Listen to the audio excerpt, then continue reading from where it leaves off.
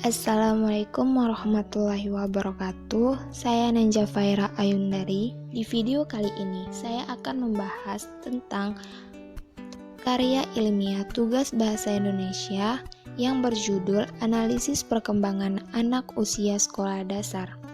Sekolah dasar merupakan sekolah pertama formal yang harus diikuti oleh siswa yang berada di Indonesia. Sekolah dasar ditempuh pada waktu 6 tahun yang dimulai dari kelas 1 sampai kelas 6 melalui aktivitas yang disusun secara rapi dan terencana.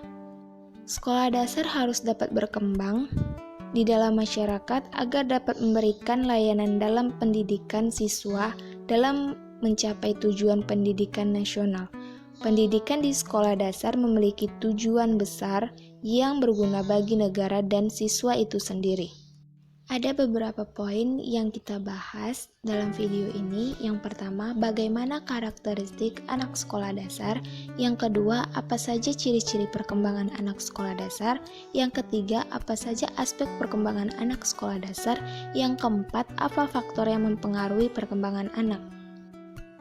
Langsung saja kita masuk ke pembahasan pertama, bagaimana karakteristik anak sekolah dasar. Karakter siswa merupakan semua watak yang nyata dan timbul dalam suatu tindakan siswa di kehidupan setiap saat. Sedangkan karakter sendiri yaitu sifat batin manusia yang mempengaruhi segenap pikiran dan perbuatannya.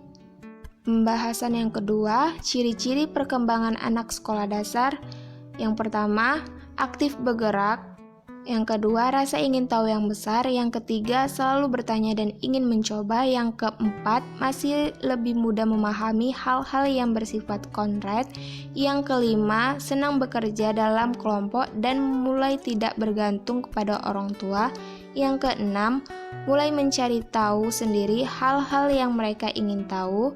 Yang ketujuh, mulai memasuki masa pubertas. Yang ke-8, senang berteman dan berharap semua aktivitasnya ada yang menemani. Dan yang ketiga, apa saja aspek perkembangan anak sekolah dasar? Aspek perkembangan anak sekolah dasar yang pertama, perkembangan fisik, perkembangan sosial, perkembangan bahasa, perkembangan kognitif, moral, dan ekspresif. Dan yang terakhir, pembahasan faktor yang mempengaruhi perkembangan anak.